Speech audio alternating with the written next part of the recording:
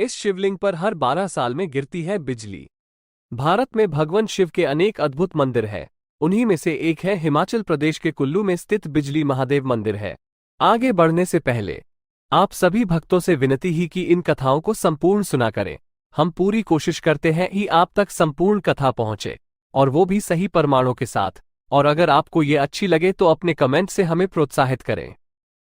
अगर आप चैनल पर नए हैं तो इसे सब्सक्राइब करना ना भूलें। चलिए आगे बढ़ते हैं। कुल्लू का पूरा इतिहास बिजली महादेव से जुड़ा हुआ है। कुल्लू शहर में ब्यास और पार्वती नदी के संगम के पास एक ऊंचे पर्वत के ऊपर बिजली महादेव का प्राचीन मंदिर है।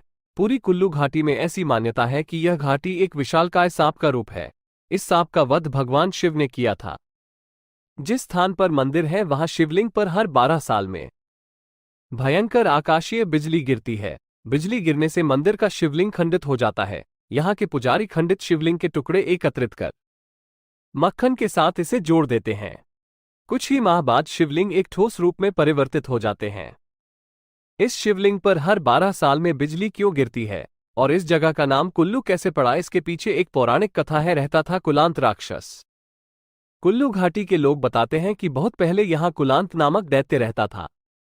दैत्य कुल्लू के पास की नागणधार से अजगर का रूप धारण कर मंडी की घोघरधार से होता हुआ लाहौल स्पीति से मथाण गांव आ गया। दैत्य रूपी अजगर कुंडली मारकर ब्यास नदी के प्रवाह को रोककर इस जगह को पानी में डुबोना चाहता था। इसके पीछे उसका उद्देश्य ये था कि यहां रहने वाले सभी जीवजंतु पानी में डूबकर मर जाएंगे। भगवान शिव कुलांत के इस विचार से चिंतित हो गए। अजगर के कान में धीरे से बोले भगवान शिव। बड़े जतन के बाद भगवान शिव ने उस राक्षस रूपी अजगर को अपने विश्वास में लिया। शिव ने उसके कान में कहा कि तुम्हारी पूंछ में आग लग गई है। इतना सुनते ही जैसे ही कुलांत पीछे मुड़ा तभी शिव ने कुलांत के सिर पर त्रिशूल वार कर दिया। त्रिशूल के प्रहार से कुलांत मारा गया। कुलांत के मरते ही उसका शरीर एक विशाल पर्वत में बदल गया। उसका शरीर धरती के जितने हिस्से में फैला हुआ था वो पूरा की पूरा क्षेत्र पर्वत में बदल गया।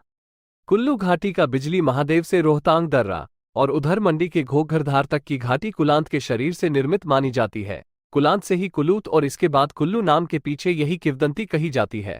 भगवान शिव ने इंद्र से कहा था इस स्थान पर गिराएं बिजली।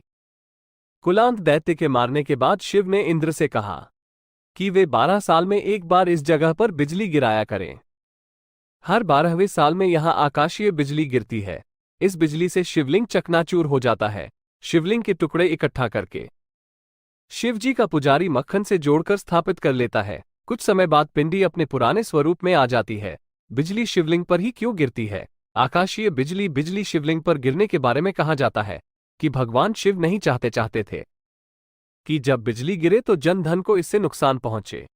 भोलेनाथ लोगों को बचाने के लिए इस बिजली को अपने ऊपर गिरवाते हैं। इसी वजह से भगवान शिव को यहां बिजली महादेव कहा जाता है। भादों के महीने में यहां मेला सा लगा रहता है। कुल्लू शहर से बिजली महादेव की पहाड़ी लगभग 7 किलोमीटर है। शिवरात्रि पर भी यहां भक्तों की भीड़ उमड़ती है। दोस्तों, आपको ये कहानी कैसी लगी? आप अपने कमेंट्स के द्वारा हमें अवश्य बताएं। ये स्टोरी पसंद आने पर लाइक और शेयर करें। ऐसी ही और कहानियों के लिए हमें सब्सक्राइब कर लें। धन्यवाद।